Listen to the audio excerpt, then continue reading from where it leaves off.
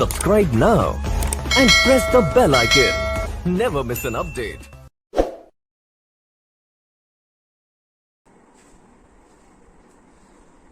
Hello दोस्तों, maxima education point में आपका फिर से बहुत बहुत स्वागत है। देखिए, जैसा कि लगातार आप लोग देख रहे हैं कि मैथ सब्जेक्ट के अंतर्गत हम लोगों ने परसेंटेज अर्थात प्रतिशतता चैप्टर को एक बेहतरीन ढंग से समाप्त किया और इसके बाद इसी तरह लगातार एक मैथ मैजिक के रूप में आपको विथ ट्रिक कठिन से कठिन सवालों को हल करने का तरीका इस वीडियो में इस चैनल पे आपको मिलता रहेगा। आप सभी लोगों के आग्रह से आज हम लोग फिजिक्स की क्लास को लेकर के आपके सामने उपस्थित हैं। देखिए, जो फिजिक्स विषय है, भौतिक विज्ञान विषय है, वह हमारे लिए कितना उपयोगी होता है, जितना महत्वपूर्ण गणित जैसे विषय हमारे लिए हैं, उतना ही इंपॉर्टेंट फिजिक्स अपने आप में रहता है। जैसे कि आप जब कोई भी परीक्षा देते हैं, परीक्षा हॉल में बैठते हैं, फॉर्म भरते हैं, चाहे वो यूपीएससी का पेपर हो, यूपी ट्रिपल एससी का पेपर हो, एसएससी का पेपर हो, कोई भी परीक्षा जब आप देते हैं तो उस परीक्षा में आप लोग तैयारी किसकी करते हैं? वह तैयारी यही कहते हैं कि सामान्य अध्ययन जीके एक बहुत ही बृहद रूप में हमें देखने को मिलता है और उस जीके विषय के अंतर्गत जैसा कि आप जान रहे हैं कि जब आप जीके पढ़ते हैं, सामान्य अध्ययन पढ़ते हैं, तो इसके अंदर एक पोर्शन, एक पार्ट जीएस का, जिसे हम जनरल साइंस के नाम से जानते हैं, सामान्य विज्ञान। और इस सामान्य विज्ञान को जब आप पढ़ते हैं तो पता चलता है कि इसके 3 पार्ट होते हैं, जिसमें फिजिक्स, केमिस्ट्री और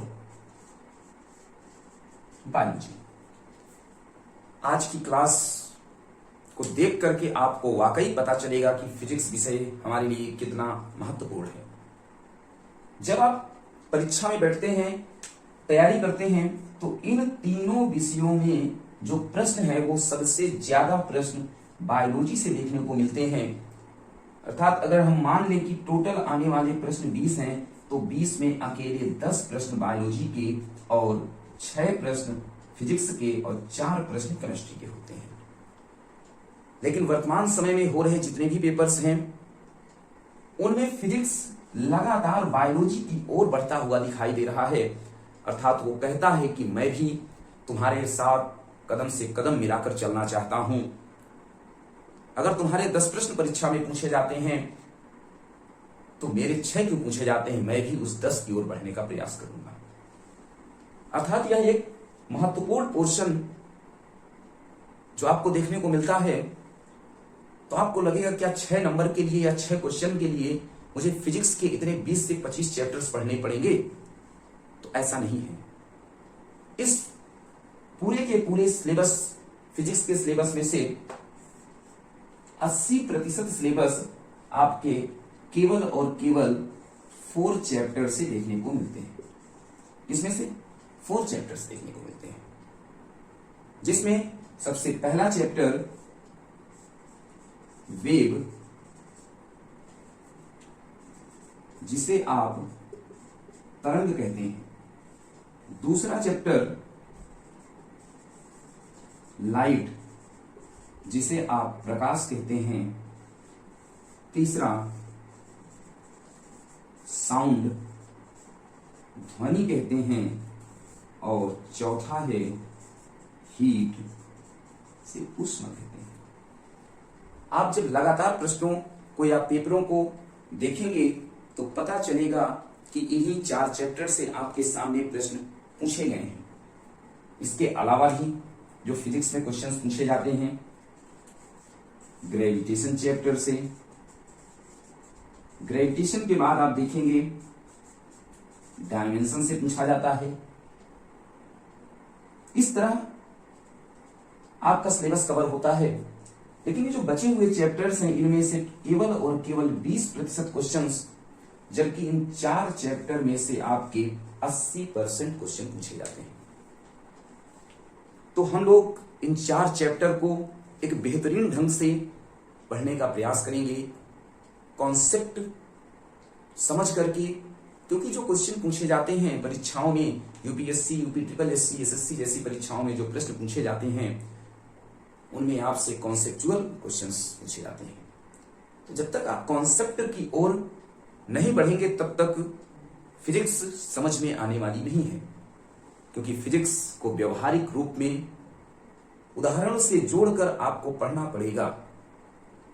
और अगर फिजिक्स समझना है तो हमारे पूरी क्लास के जितने भी फिजिक्स के वीडियोस होंगी उन्हें आप एक प्रॉपर तरीके से देखेंगे तो छोटी छोटी चीजें जो परीक्षाओं में पूछी गई हैं उनसे आपका मिलन जरूर होगा। इन सभी चैप्टर्स को 1 बाय 1 लेकर के हम लोग पढ़ाई करेंगे और चैप्टर के समाप्त होने पर उनसे संबंधित आए हुए जो प्रश्न हैं, प्रश्नों की श्रृंखला है, उन पर भी बातचीत की जाएगी। तो देखिए, तरंग, प्रकाश, ध्वनि और ऊष्मा चैप्टर शुरुआत की जाएगी तरंग से। क्या होता है, इसमें किन किन चीजों को पढ़ना है। लेकिन उससे पहले आपको कुछ प्रश्न जो देखने को मिलेंगे वह ये कि फिजिक्स के अंतर्गत आपसे जब कभी पूछा जाता है, ध्यान दीजिएगा, एक प्रश्न है father of physics. Father of physics किन्हें कहा जाता है? तो देखिए, फादर ऑफ फिजिक्स के लिए अलग अलग शिक्षकों के द्वारा अलग अलग इसमें बताया गया है। कुछ लोग 1 को मानते हैं, कुछ लोग 3 को मानते हैं, 4 को मानते हैं, 2 को मानते हैं। तो जैसे ही आपसे फिजिक्स शब्द पूछा जाता है तो आपके दिमाग में किस वैज्ञानिक का नाम आता है, आप तुरंत बताने का प्रयास करें, कमेंट करें। जैसे ही फिजिक्स का नाम आता है तो आपके सामने हम यहां कुछ वैज्ञानिकों के नाम लिख देते हैं, जिसमें सबसे पहला महत्वपूर्ण नाम है न्यूटन का। किसका है? न्यूटन का है। दूसरे नंबर पर जब आप आएंगे आइंस्टीन, और तीसरे नंबर पर आप आएंगे तो गैलीलियो। यह जो 3 वैज्ञानिक हैं, इन तीनों को कुछ लोग फादर ऑफ फिजिक्स के नाम से जानते हैं। लेकिन हम ये बात क्लियर कर देना चाहते हैं कि अगर आपको तीनों के तीनों प्रश्न, तीनों के तीनों ऑप्शन क्वेश्चन में मिल जाएं तो आप किन्हें टिक करेंगे? आपको ऑल ऑफ दीज ना देकर के पूछ ले इनमें से कौन है जो फादर ऑफ फिजिक्स के नाम से जाना जाता है, तो एक क्वेश्चन आपको याद होना चाहिए कि फादर ऑफ फिजिक्स का जब भी प्रश्न आएगा तो आप न्यूटन साहब को सही लगाएंगे।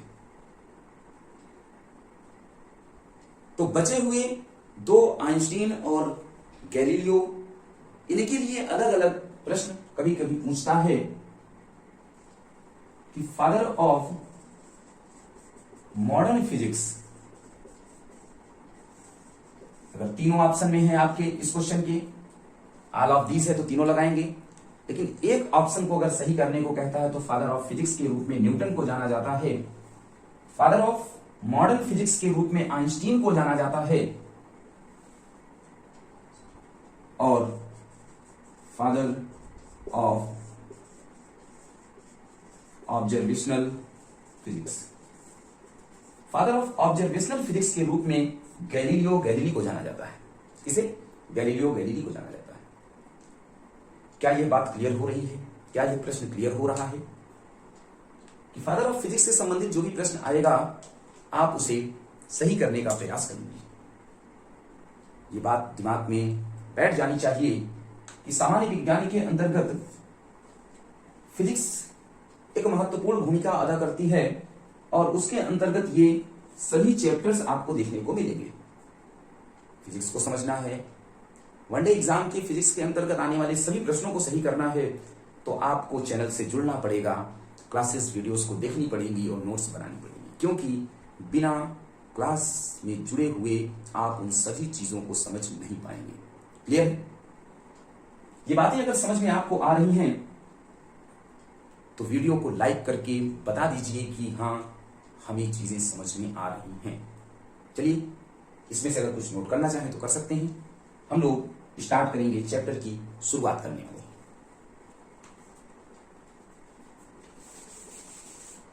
यहां से कुछ बातें क्लियर होनी चाहिए कि फादर ऑफ फिजिक्स जब भी क्वेश्चन एग्जाम में आएगा हमें बिल्कुल भी गलत नहीं करना है और किसकी तरफ जाना है? न्यूटन की तरफ जाना है। चलिए हम लोग चैप्टर की शुरुआत करेंगे। जब हम चैप्टर की शुरुआत करते हैं तो हमने कहा कि सबसे जो पहला चैप्टर है आपका वेव, अर्थात जिसे हम तरंग के नाम से जानते हैं। वेव जिसे हम तरंग के नाम से जानते हैं, वेव अब दिखाई दे रहा है? अब दिखाई देना चाहिए। वेव या तरंग क्या होती है? इस बात का आंसर, उत्तर सबसे पहले दिमाग में आना चाहिए कि तरंग क्या है। देखिए, आप लोग, कुछ लोग गुनगुनाते रहते हैं, संगीत सुनते रहते हैं, आपस में चर्चाएं करते रहते हैं, अकेले बैठ गए तो कहते हैं कुछ लाइनें, कुछ पंक्तियां दिमाग में आ गई और गुनगुनाना शुरू कर देते हैं कि ठहरे हुए पानी में कंकड़ ना मार सांवरे, दिल में हलचल सी मच जाएगी ठहरे हुए पानी में। पानी ठहरा है, कंकड़ मारोगे, दिल में हलचल सी मच जाएगी। कैसी तुलना है! अर्थात तरंग को समझना है, तरंग को समझना है तो आपको उदाहरण लेना पड़ेगा। देखिए, मान लेते हैं यह एक तालाब है। क्या है? तालाब है। इस तालाब में ये पानी भरा हुआ है। तालाब में क्या है? पानी। इस तालाब में जब पानी भरा हुआ है, आपने गुनगुनाया कि ठहरे हुए पानी, ये पानी ठहरा हुआ है। आपने क्या किया? इसमें जैसे ही किसी कंकड़ को फेंका, नहीं दिखाई दे रहा इस मार्कर से, चलिए बोला, जैसे ही आपने किसी कंकड़ को इस तालाब पर फेंका तो आप देखते हैं कि कुछ इस प्रकार से घुमावदार कुछ उत्पन्न होता है और जा करके इधर समाप्त हो जाता है। किधर? तालाब के किनारे की ओर। ये हिस्सा क्या है? ये किनारा है। ये किनारा है, ध्यान दीजिएगा, यह किनारा है। आपने जैसे ही कंकड़ मारा, क्या आप लोगों ने तालाब में कभी कंकड़ या पत्थर मारा है? जरूर मारा होगा। तो देखेंगे कि चारों तरफ जहां पे कंकड़ गिरता है उसके चारों तरफ राउंड आप घूमते हुए कुछ ऐसा घूमता है जो जाकर के किनारे पर समाप्त होता है और हम लोग उसी घुमावदार संरचना को नाम दे देते हैं क्या? तरंग, वेव। कहते हैं तरंगें उत्पन्न हो रही हैं, लहरें उत्पन्न हो रही हैं। हम अपनी व्यवहारिक भाषा में उसे लहर का नाम भी देते हैं। आपने जैसे ही ठहरे हुए पानी में कंकड़ मारा, दिल में हलचल सी मच गई, अर्थात इस पानी में हलचल मच गई और ये लहर रूप में उस केंद्र से बाहर की ओर प्रसारित होना चालू हो गया, जिसे हमने क्या कहा? तरंग का नाम दिया है। किसका नाम दिया है? तरंग का नाम दिया है। इसका मतलब अगर आपसे पूछा जाता है कि तरंग क्या है, तो आपने क्या किया? इस ठहरा था, पानी ठहरा हुआ, स्थिर पानी में आपने क्या किया? कंकड़ को मारा है। और आपने जब आपने स्थिर पानी यानी रुके हुए पानी के ऊपर कंकड़ मारा तो ये पानी को आपने क्या कर दिया?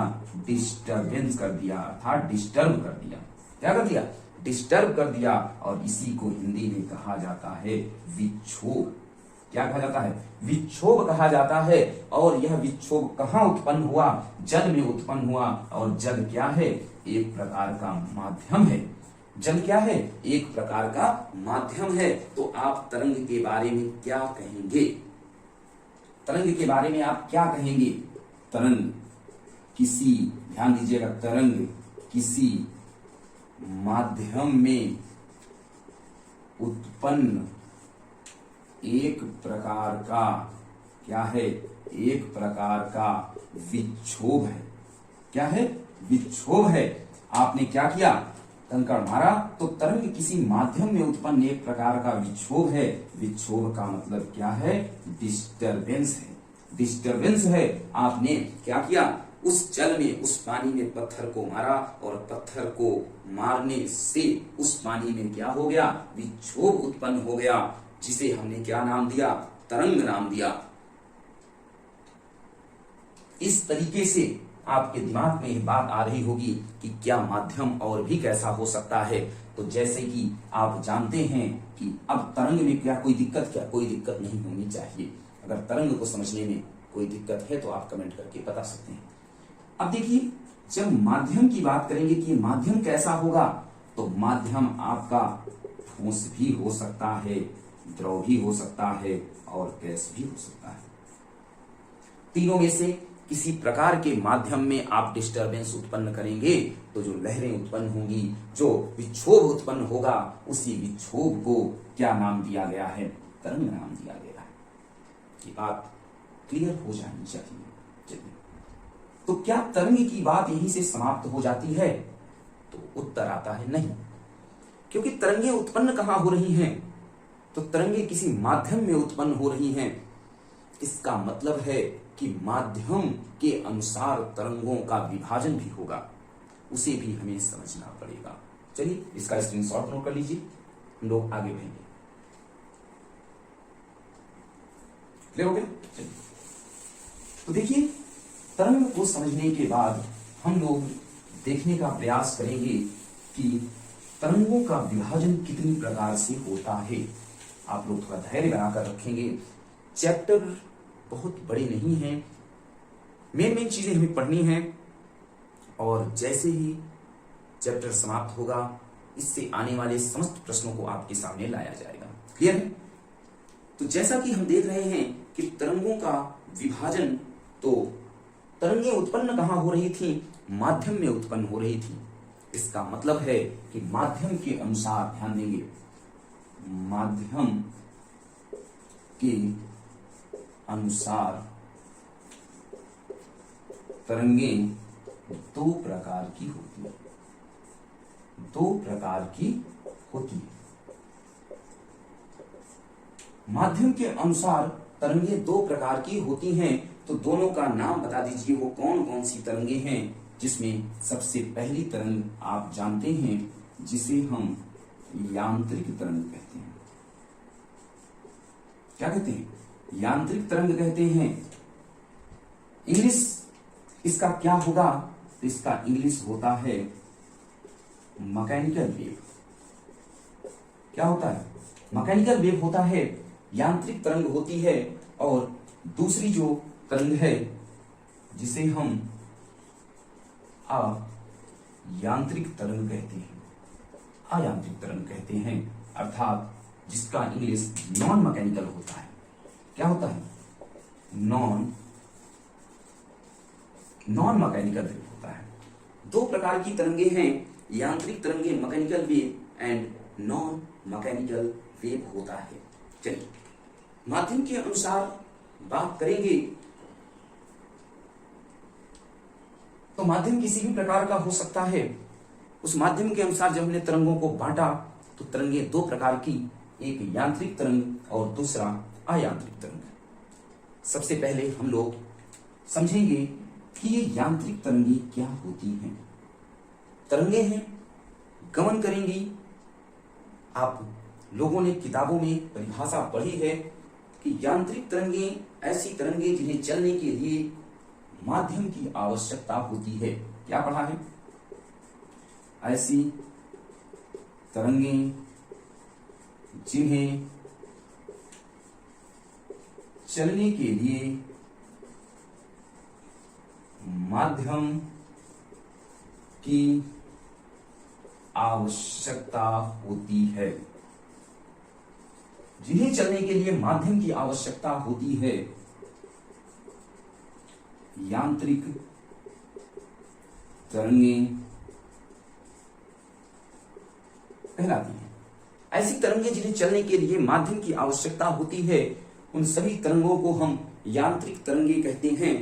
तो क्या माध्यम में चलेंगी तो किसमें नहीं चलती, इस पॉइंट को भी हमें यही ध्यान दे देना है कि ये तरंगे निर्वात में गमन नहीं कर सकती, निर्वात में गमन नहीं कर सकती हैं। ये सब मेन पॉइंट हैं जो स्टार बनाते जा रहे हैं, इन्हें आप नोट करते जाइएगा।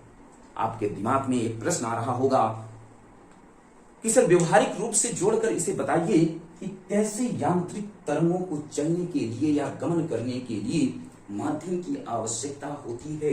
इस चीज को अगर आप क्लियर कर देंगे उदाहरण से तो हमें बात समझ में आ जाएगी। क्लियर है? दरअसल मान लेते हैं कि इस पृथ्वी पर या आप अपने घर के सामने खड़े होकर के या आप अपने किसी व्यक्ति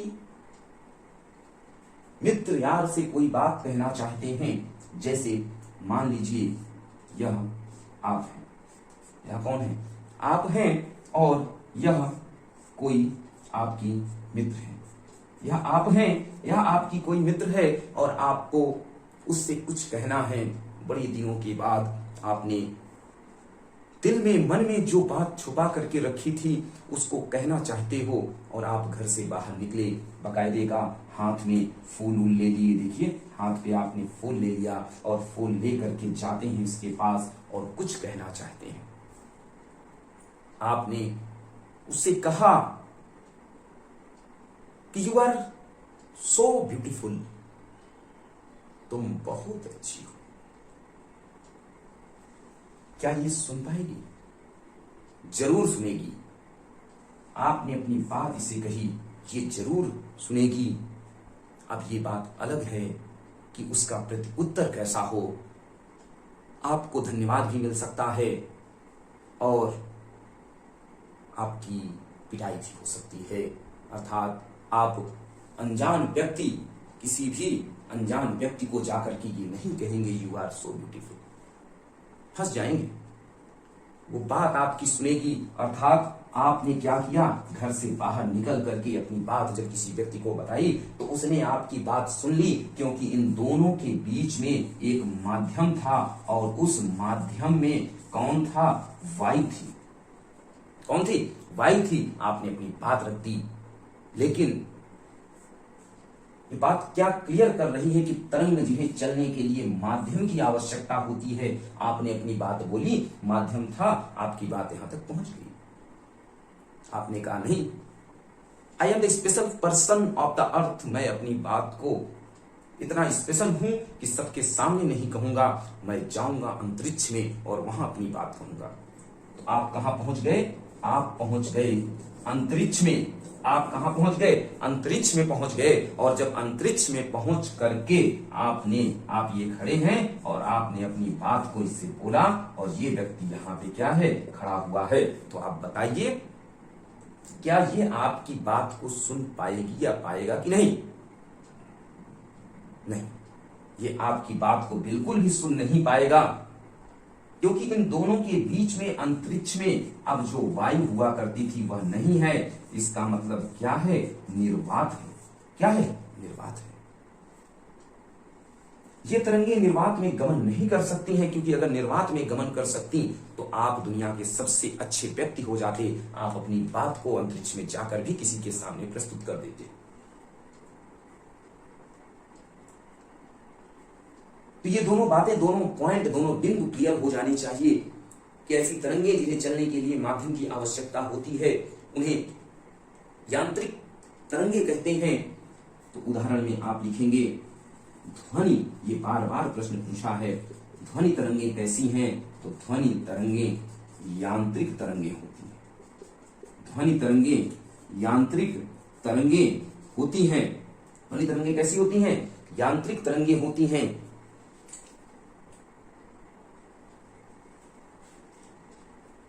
तो यांत्रिक तरंगों का जो यहां से देखिए, यह प्रश्न आपसे पूछा हुआ है, यह भी प्रश्न आपसे पूछा हुआ है।